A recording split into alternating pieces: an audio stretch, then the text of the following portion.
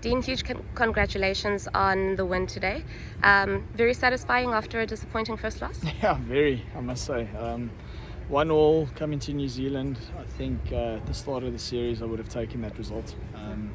Be as it may, we didn't start very well, so it's a little bit difficult for us to take things after that first test, because there were so many learnings and we didn't really pitch up in that first game. But to see the guys bounce back, show a lot of character, show a lot of growth and maturity, and obviously to get the win the way we did in the last test is brilliant for us.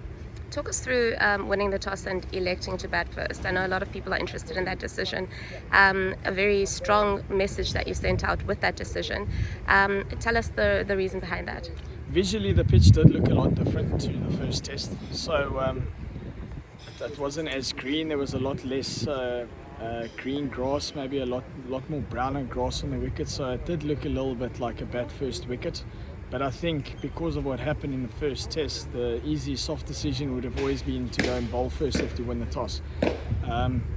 My nature, my character as a leader is not to take the easy way out. It's obviously to run towards the pressure that you're facing, and yeah, sometimes you got to make these tough calls for your squad, and it was great to see the guys respond. Be as it worked out, the wicket did actually play quite nicely in our favour. It was maybe a little bit slower. The bowler still posed quite a tough challenge for us up front, but we managed to negate it and put on a good first opening wicket partnership. But yeah, basically the decision was purely about us playing positive brand of cricket and playing off the front foot. For me, it's taking the easy way out doesn't sit well with me.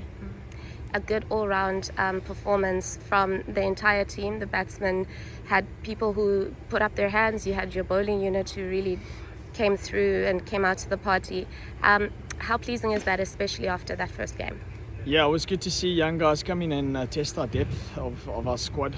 We lost Lungi and Gidi early on in the series with, I think it was a back issue. So having him not available for the 2 tests was a big loss for our bowling unit.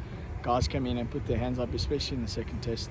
We obviously played Kesh, who's always been someone that is a banker of mine, and I know what I get from him when it comes to playing in a competitive nature.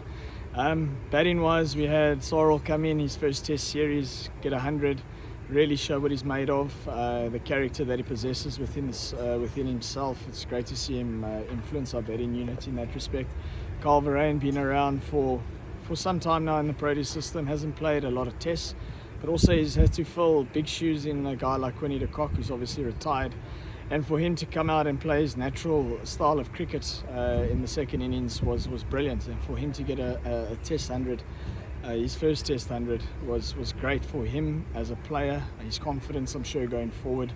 And sometimes you just need those kind of moments to go your way for you to kind of thrive at this level and grow at this level. But yeah, we had a good squad effort, I'd like to think, throughout certain facets of play. We had some old guys put their hands up and influence our performance, and we had quite a lot of guys put their hands up and influence our group. I don't think I've ever seen as many messages of support and congratulations as I did when Sarel got his ton. He's literally one of the most beloved cricketers in the country. Tell us a little bit about him and why is he loved so much? I think his story is a lot deeper than just playing cricket. He's a little bit older and he understands the concept of hard work. I think he came close not too long ago, giving up the game, which would have been a massive loss. So I think he understands, as I mentioned, the concept of working hard and working for what you kind of believe or where you feel you can be one day. He is a bit of a favourite within our change room, I must say. I think it's because he doesn't shut up. But he's great. He's a good team man. He's always looking to influence, and for me, it's never about him. It's always about what he can do for the side. So for me, it's not surprising that he's come in and done well. Being that he's an inexperienced Test cricketer, but he's not an inexperienced cricketer with regards to the bigger scheme of things. So yeah, extremely happy for Larry, for him to come in and score Test 100, and I'm pretty sure there are more to come. And some youngsters putting up their hands, guys like Vian and Luto as well, and also KG. He's just been phenomenal in this match? I wouldn't say KG's a young guy, but I mean, Well, not he's been KG around. himself, but yeah. Yeah, just to touch on Vian, I think he's also been someone he's got a massive work rate. Work ethic is very good. We can't doubt him on that. He sometimes lets himself down with overthinking the game too much, but I think that comes with inexperience. The more he plays at this level, the better he's going to get. There's no doubt he's got the talent, he's got the ability. He just needs to keep doing the right things, keep doing the good habits, the right habits, and things will go your way more times than not. So good to see him come in the second innings, put on a good partnership with Kyle, and obviously extend our lead, which was vitally important for us, especially because it was the start of day 4. Things could have gone pear-shaped for us and we could have lost a few wickets. But it was good to see young guys stay calm and notch up some runs for us. Yeah, Kyle Verreyn, first 100, test 100. Great to see his natural ability come out and kick in. Been around for some time now. Pretty inexperienced at Test cricket. Maybe a lot of scrutiny has been put on his plate a little bit too early in his career, which is a little bit unfair.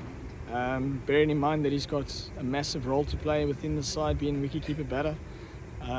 But yeah, still great to see him come in and do what he does best. He's been doing it back home in domestic structures, and I'm pretty sure he's going to continue his run of good form with our Proteas side. And finally, good to see Aiden also coming in with a strong performance in this match.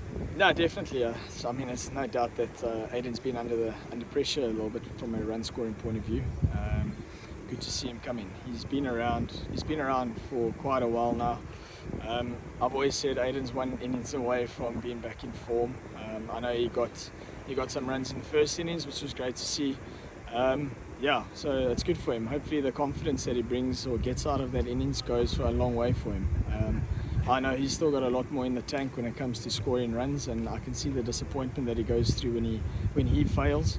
But yeah, good to see Aiden contributing in a big way for us in the second test. And just final question. A word on the quiet but deadly Themba Bavuma. He's been very silent in this tour, but he's put in some runs and he's pretty nifty on that field. Yeah, well, I think that's what we got to know. We've got to know about Themba. Quality in the field. I think from a batting capacity, he's definitely growing every game or every innings he's playing. He's definitely showing a calmer head at the crease now than what he was maybe in the past. I think that's coming with extra responsibility of being leader. Yeah, I know Themba's not too far away also from scoring a big one for us. I think he's one of those guys who he doesn't like mediocre performances, and that's something that people don't maybe know about him. But he's definitely someone that doesn't sit back for average standards. And yeah, I think from a leadership point of view, he's always been someone that I've fallen to for a bit of advice. But yeah, we're growing as a group, and yeah, Themba's always someone that I can lean on if I need a helping hand.